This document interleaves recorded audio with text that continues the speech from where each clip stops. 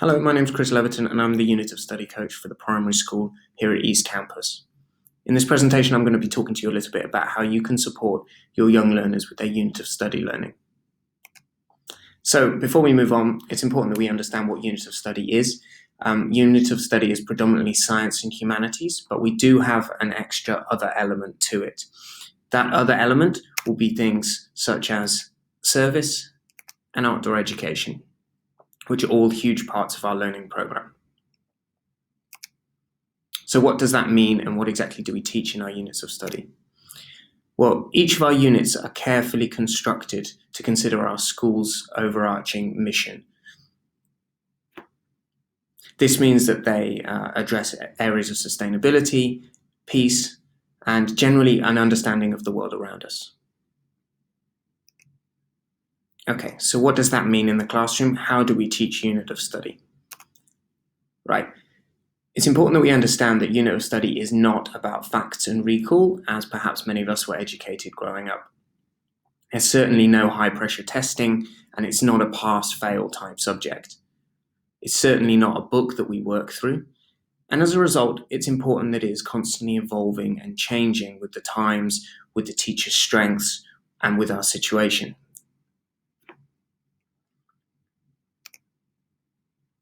So, we follow very much a constructivism approach with our unit of study learning, which follows our school's learning principles, as you can see here.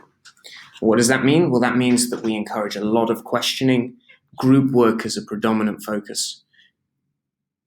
We look to enhance children's curiosity, their conceptual understanding through hands-on learning, and we hope that basically it gives children an understanding of the wider world and allows them to contextualize what they've learned, perhaps even in other subjects, in a really real-world context.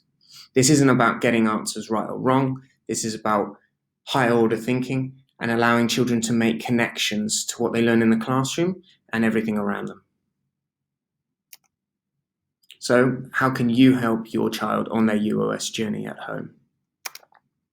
The first stop would probably be Seesaw. On Seesaw, we regularly post learning experiences that are going on in the classroom, and often they'll be based around unit of study learning. So we ask you basically to just engage with that as much as possible.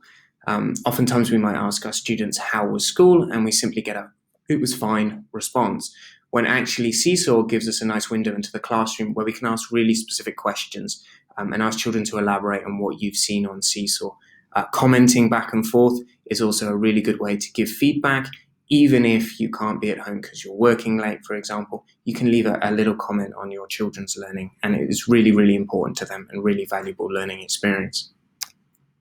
Okay, so at home, we encourage questioning, and throughout unit of study, we encourage questioning, both answering questions, but most importantly, coming up with deep questions from the learner. Here are some powerful learning questions that you can ask at home, which will really help for students to kind of make sense of what they're learning in the classroom and contextualize it outside of school. So when you're out and about, you might say, what do you see? What do you observe?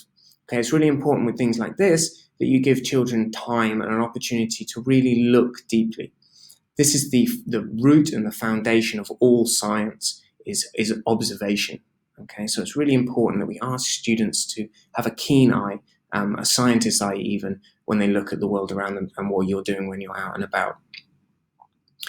Why do you think things might be happening? Children often make connections to what they've learned in school to things outside of school.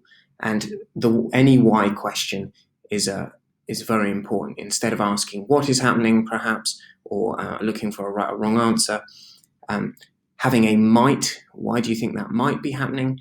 Or why might you think that be happening? These are all conditional questioning that allow children to think beyond simply, yes, it's blue, or yes, it's green, or that's going up and down. Okay.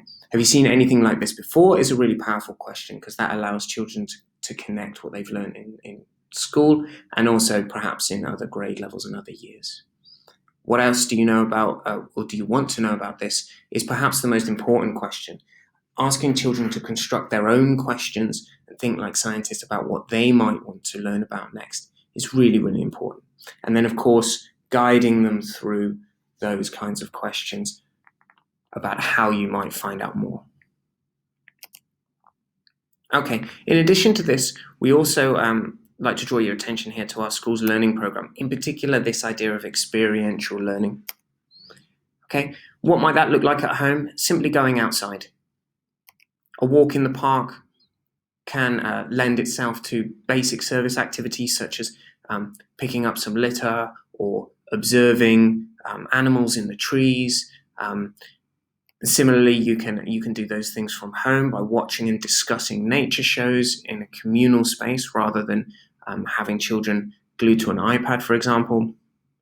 Cooking, basic home experiences such as recycling, beach cleanups, making and constructing at home.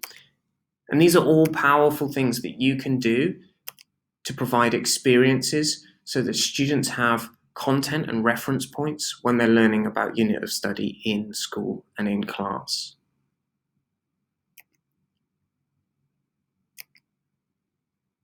And most of all, we'd really ask that you enjoy the learning experience together with your students.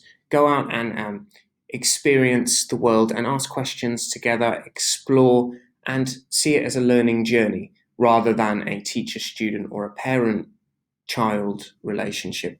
Learning together can be really important, really fun, and students love nothing more than actually teaching and guiding their parents or teachers through a learning experience.